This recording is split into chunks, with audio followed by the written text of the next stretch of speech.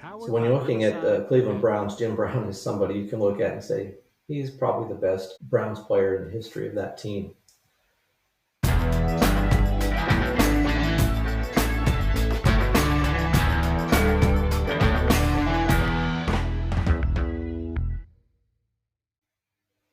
Welcome to another episode of Just the Stats NFL, the show that covers the NFL statistical leaders from the all-time greats to the current players leading the NFL. My name is Ernie Jennings. I'm your host, and we have been reviewing the past season, each team individually. I started this podcast a little while ago with the idea of just covering the stats in the NFL. And I did that covering the all-time greats on a career level, season level. And then I've been moving into the teams, hoping to finish every team before the season starts, and then we'll work through the season as it goes. But currently, I am in the AFC North, and I'm wrapping that up with this episode featuring the Cleveland Browns. I've already done the AFC East, and now we're going to finish up the North. And the way I've been doing it is to do it by the position each team finished in the 2024 season. So sadly for the Browns, they finished last, and so that's why they're the team I'm wrapping up with. They finished in the basement, and we'll see how they do going into 2025, though their team sorry about that, their team seems to be in chaos. I just don't know what they're thinking as far as their drafting goes, the way they've signed people in the past, primarily when you look at Watson. So we'll just see what happens with that team. But in 2024, the Browns finished 3-14. They were 2-6 at home, 1-8 on the road, and 2-4 in the division. And actually, 2-4 in the division is not bad because they are in a very difficult division with the Ravens and Cincinnati and Pittsburgh. So tough division, but they finished last. But how does this Browns team, the players from the Browns team of 2024 stand in relationship to the greatest Brown players of all time? Well, that's what we're going to look at it in this episode of Just the Stats.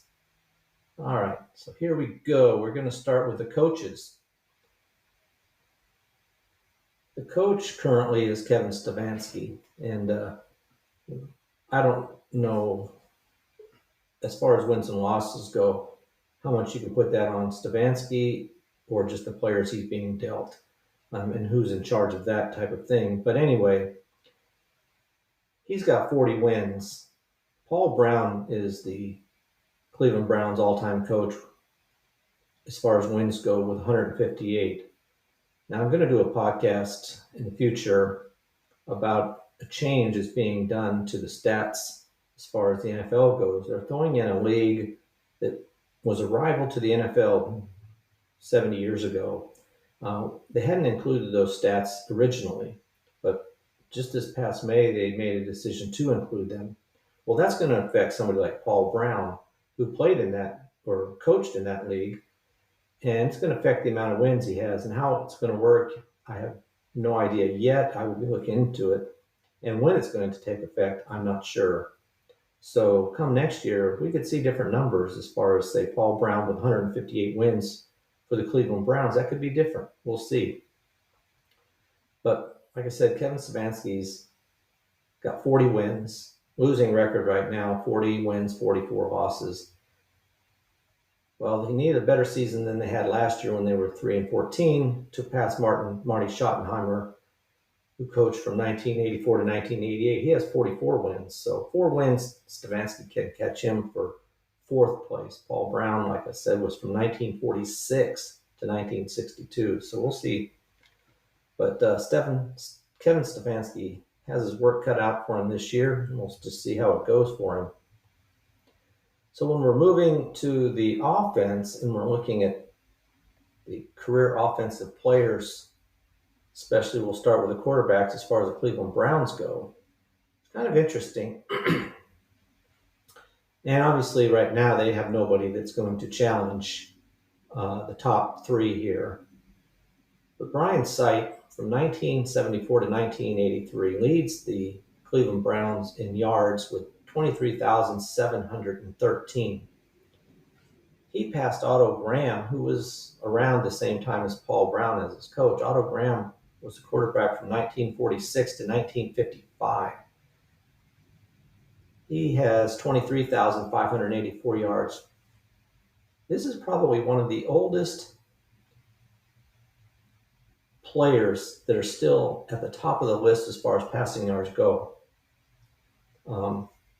And even Brian Sipe holds the record for the Cleveland Browns from 1983 when he left the team. That's a long time. You've had Bernie Kosar, who's third, and you have Baker Mayfield, who's doing quite well at Tampa now. But Baker Mayfield's fourth. Now, obviously, if he'd have stayed with the Cleveland Browns, he'd be the leading quarterback as far as yards go. But Brian Sipe and then Otto Graham, those are some old records. They're not going to be beaten anytime soon because, as everybody knows by now, if you pay any attention to the NFL, the Cleveland Browns have more quarterbacks than they know what to do with. So we'll just see where that goes. And even if whoever is the quarterback this coming season, doesn't mean at all that they're going to stay as a quarterback beyond one season. So it looks like it's going to be many, many years before anybody even approaches the top 3-4 players as far as Cleveland Browns all-time yardage, as far as passing goes. Now we're looking at TDs. This time, Otto Graham is in the lead over Brian Sipe. So Otto Graham had 174 touchdown passes. Brian Sipe had 154. Those are your top two. And like I said, there's really Deshaun Watson last year, or over his career, and he's still on the team technically. He has 19 touchdowns. So obviously you can see there's nobody on this list. Jameson Winston had 13, but there's just he's not on the team. We have a myriad of other players. So we'll just see what happens. But again, all these quarterback stats are just going to stay as they are from year to year for many, many years. When it comes to interceptions, Brian Sipe jumps back up in the lead for that over Otto Graham, which is another surprising stat, actually. Brian Sipe had 149 interceptions, and Otto Graham had 135. Those are your top two. Usually you'll find the older players have the higher interceptions, but not in this case. Mostly it has to do with Brian Sipe took a lot more completions and passes to pass Otto Graham as far as yards and TDs. Well, he didn't pass him in TDs. He did pass him barely in yards. But those are your leaders. And then the last category we look at as far as quarterbacks go, and that's sacks. And here's where Bernie Kosar comes into the lead. Not a stat, as I've said many times, that you want to be in the lead, but Bernie Kosar was sacked 259 times for the Cleveland Browns. He played from 1985 to 1993. So he came in a couple years after Brian Sipe and took over as the quarterback for the Browns. Had 259 times he was sacked. Brian Sipe was sacked 224. Those are your top two as far as all-time sacks. None of these players in any of these categories approach any of the all-time numbers, but so they're all kind of fit in your average type quarterback level, something like that. So let's move on to the all-time career rushing records. Now here's where you do have some great players as far as the Cleveland Browns go. So Jim Brown leads Cleveland Browns as far as rushing yards with 12,312 yards. Now he was a great player, one of the best all-time running backs in the history of the NFL. Now his 12,312 yards was a good amount of yards at the time he did it, from 57 to 65.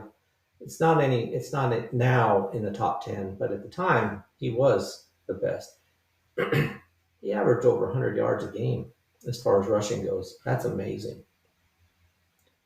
So when it came to last year, Nick Chubb who's not on the team now, but he had 6,800 yards, a little over 6,800. Um, but that's kind of it. Jerome Ford, who's still on the team, he's 25th on the Cleveland Browns list, but he's only got 1,390 yards. So I don't expect to see any Browns moving up this list anywhere in any time soon. When it comes to TDs, now here's Jim Brown again. Jim Brown has 106 TDs in his career with the Cleveland Browns. Leroy Kelly, who overlapped with him 1 year, but played from 1964 to 1973, has 71. And again, these are some old records, but that have been around for the Cleveland Browns. It just tells you somewhat the status of the players they've had since then. But Jim Brown, with his 106 touchdowns, is tied for sixth all time currently with Derrick Henry. So you know he's going to drop to seventh, but still, he's still in the top 10. He's the only player in the 60s, and then you've got Walter Payton in 1970s and 80s. So, and John Riggins in the 70s and 80s. But Jim Brown's on there with 106 touchdowns, and Derrick Henry will pass him his first touchdown in this new season. Great player. So when we're moving on to receiving, looking at receptions, got Ozzie Newsome, tight end. Here's a crazy stat when you're looking at the Cleveland Browns. You got Ozzie Newsome from 1978 to 1990, has 7,980 yards as far as yards go. Let's start with receptions, though. We'll get back to the yards.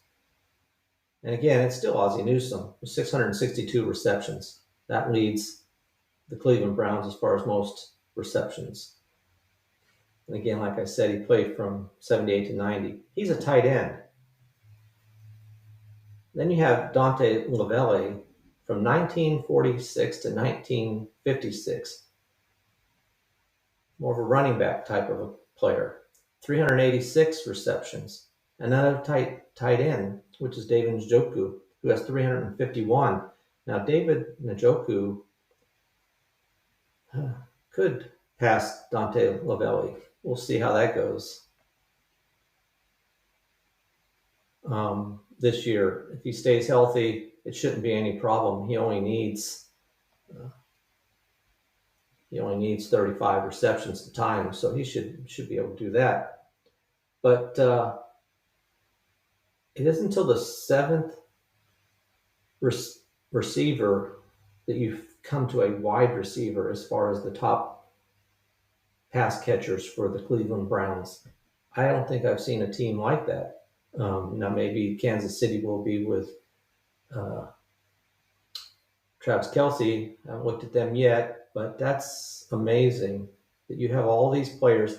And again, you still have players in the pass-happy offense that we have in the NFL today.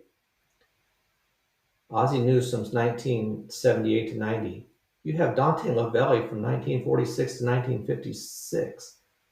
That just says something about, I don't know, the ownership, that you can't find players that can stay with your team long enough to get 400 receptions in a career for the Cleveland Browns. That's amazing. And I just don't get it. They had some great players or good players. Jarvis Landry, but not on different players. I just don't see. Amari Cooper was there. He has 174 receptions career when he was with Cleveland. Just interesting that they can't find a player that they can hang on to long enough to set some of these receiving records. So like I said, when we go back to the yards, Ozzie Newsome was 7,980 yards. He leads the team all time with that.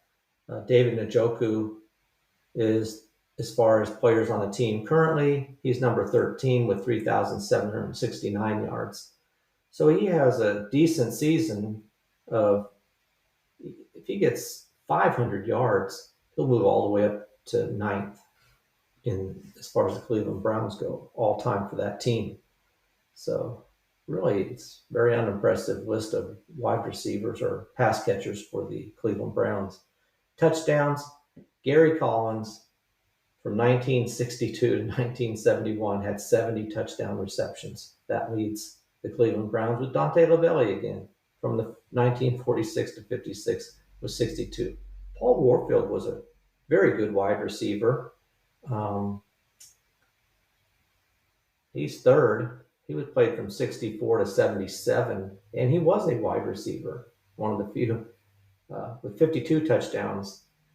And you don't see him up there in receptions. He only had 271, but he did average 19.2 yards per receptions. That's very impressive. So that is your wide receivers. And again, when we're looking at tight ends, they're dominated tight ends. Ozzie Newsome's their best with David Njoku coming up. Going to challenge Ozzie Newsome, not this year. It may take him 3 years if he stays with the team. But Ozzie Newsome, as far as tight ends go, has 47 touchdown receptions, and David Njoku has 30. So that's somebody that Njoku will be chasing as far as tight ends go. All right.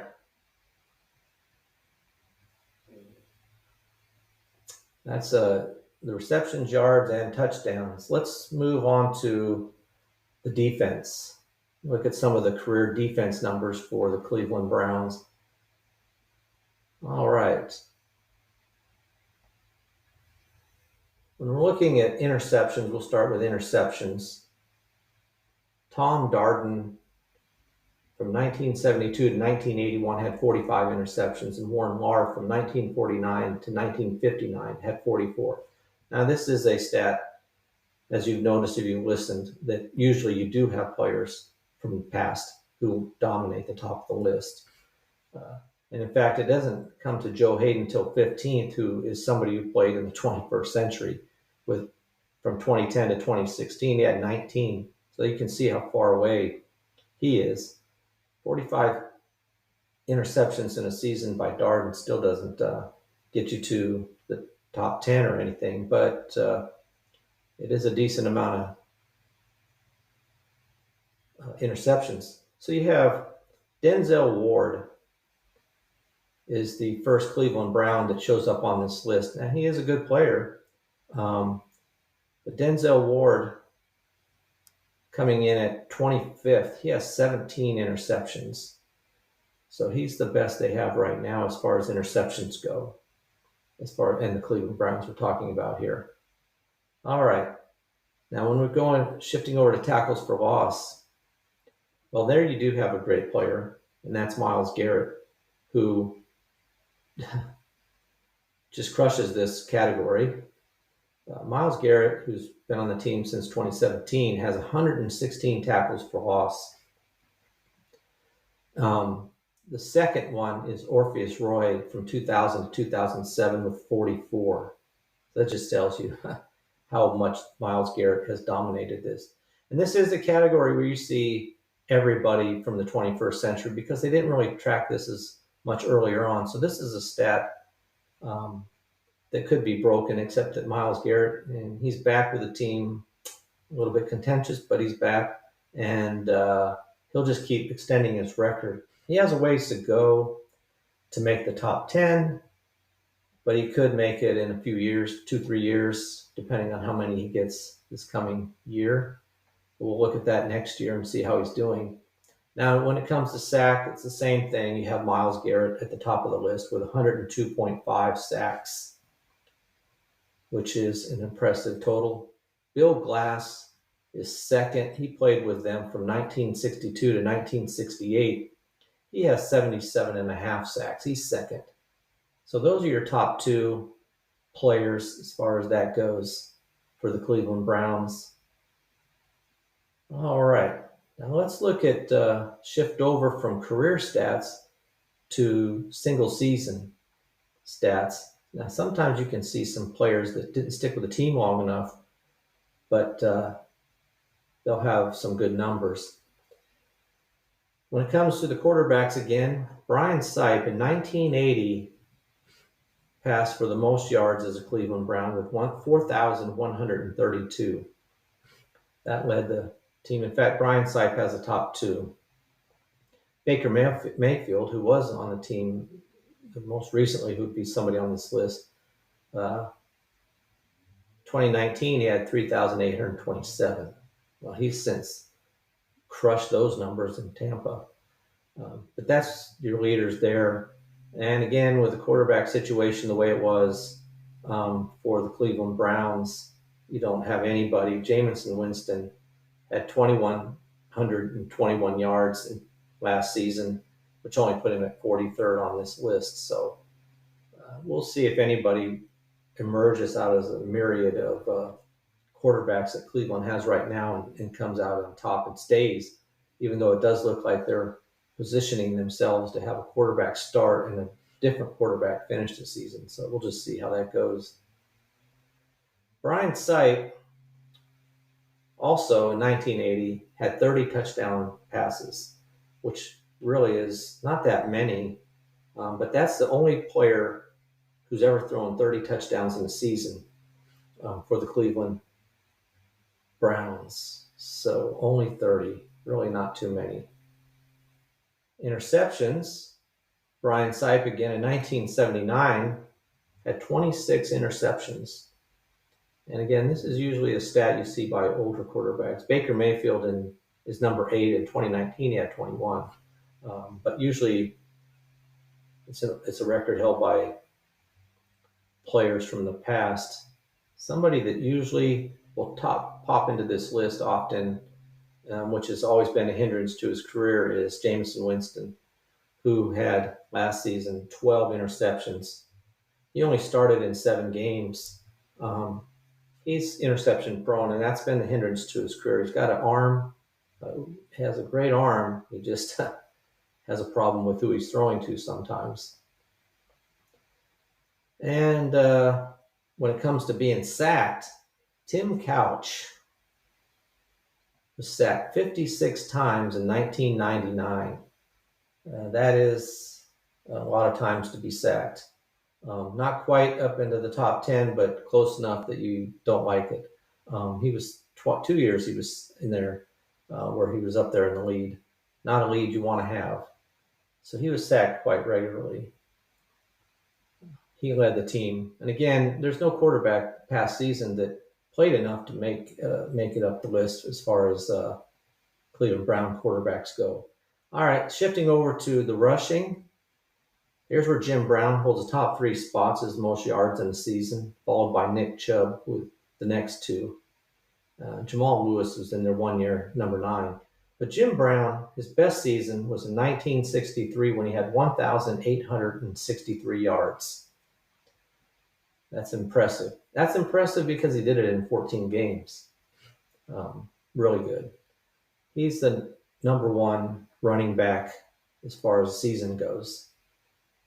Most recently, Nick Chubb was up there a couple of years, and sadly for him, he had so many injury problems that hindered him from even being better than he was. As far as last year goes, there's just there's nobody on this list that's anywhere near the top. Jerome Ford had 565 yards last year.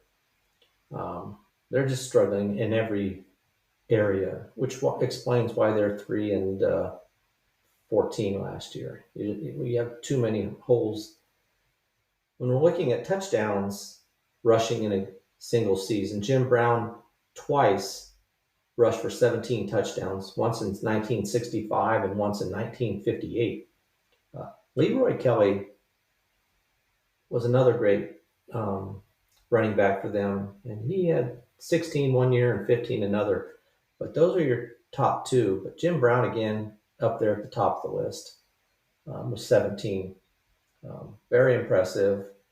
Close to some of the all-time numbers, but not really in the top 15, but still impressive numbers.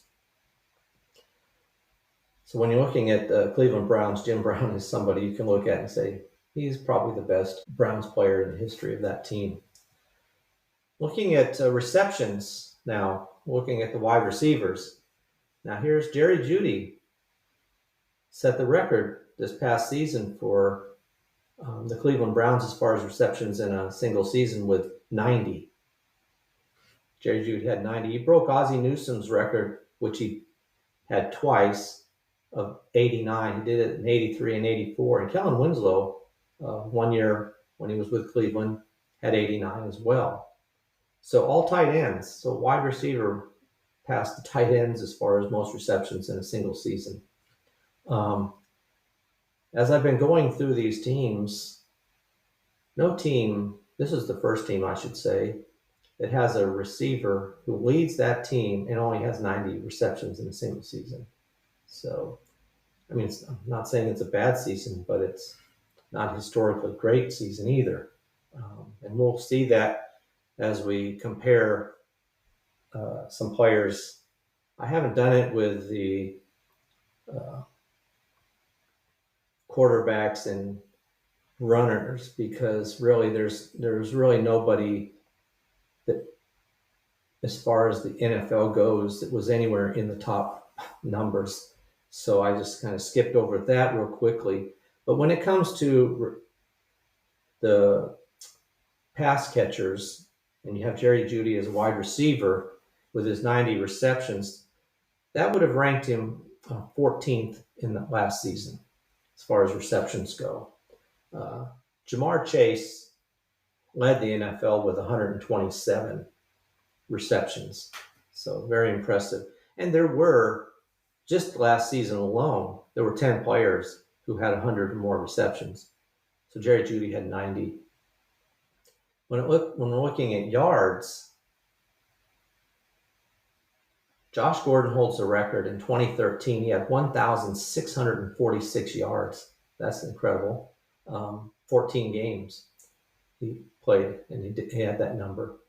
Averaged 18.9 yards per catch. So very good. Last year, Jerry Jeudy finished with the 5th best record for the Cleveland Browns with 1,229 yards, which in this past season put him decently in 6th position with that yardage, 1,229. Again, Jamar Chase led the NFL with 1,708, but he was quite a ways ahead of everybody. Only Justin Jefferson was close to him, and everybody else was 1,200 and something or lower. So Jerry Jeudy had a really good season last year as far as receiving goes. So he's a bright spot on the Cleveland Browns going into this next season. And then when we're looking at the touchdowns, Braylon Edwards in 2007 had 16 touchdowns receiving in a single season. And then, which is really good, actually. Last season, Jamar Chase had 17, but he's the only one that had anything like that. Terry McLaurin was second with 13. So, impressive season. Now, here's where you don't see Jeudy up on this list as far as touchdowns go. I'm looking for him. He's down here, I guess, somewhere. Jerry Jeudy. Oh, David Njoku had 5 for the Cleveland Browns. So he led the team as far as receptions go. Jerry Jeudy had 4. So 4 and 5. So obviously Cleveland wasn't scoring much last season. So those are your wide receivers. And again, tight ends, Njoku led the team with the touchdowns, as I said. All right. Moving on to the defense. Now, the defense,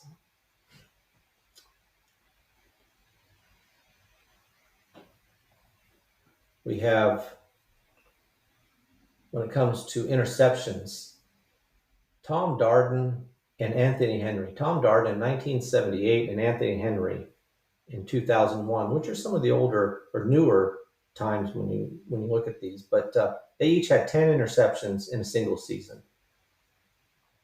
So that was the best 2 players. And then you had 3 players with 9. That's the best. So this past season, again, Denzel Ward had 2. So a bit of a difference there. as far as that goes. He led the team last season with 2 interceptions.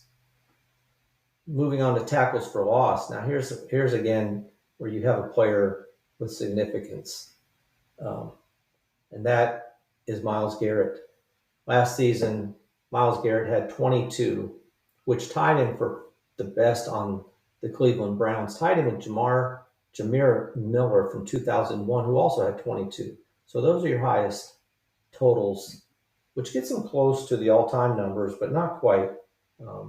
Need to get at least a 24 to make the top 10, but very close. Myles Garrett's a really good as far as tackles for loss. So when looking at sacks, the final stat we're going to look at, again, you have Myles Garrett, who leads the team as far as sacks go. Myles Garrett last season had 14 sacks, which isn't his best, but puts him tied for third for the Cleveland Browns. He holds the record. In 2021, he had 16, and in 2022, he had 16. So he's been very consistent. And then 2023 he had 14, and 2024 he had 14. That is very consistent, 16, 16, 14, 14. Very good. And with his 14 sacks last season, that put him second behind Trey Hendrickson for Cincinnati, who had 17 and a half. So those are your Cleveland Browns. Long ways to go to get out of the basement of their division. I don't see them doing anything this year but picking another high draft choice, and we'll just see where they stand in the top 5 as far as drafting goes. Unfortunately for them, if you're a Cleveland Browns fan, I feel for you. Their quarterback situation, their running back situation, until they get things straightened out, you can't have 5-6 quarterbacks on a team. So we'll just see what happens with that team. So that is your AFC North, and we'll be shifting over to a next division, which will be the AFC South, and looking at the teams there. And the next podcast coming up, we'll see how they do. But I appreciate you listening. Stick around, and as we get to your team, you'll hear some of the greatest players for your team and how well they compare to other NFL greats around the NFL. Appreciate it if you would like this podcast and subscribe. That really is helpful as I'm just starting out, trying to get it going. I also have a Facebook, a Twitter or X account, and Instagram if you want to text me or send me a message of any kind, suggestion, question, and I will get back to you. I appreciate it. Thank you for listening. And that is a wrap for this episode of Just the Stats NFL.